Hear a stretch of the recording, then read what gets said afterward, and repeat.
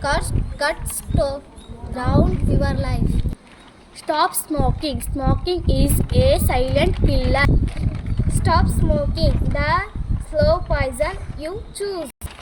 Stop smoking. Healthy breath or toxic death. The choice is yours.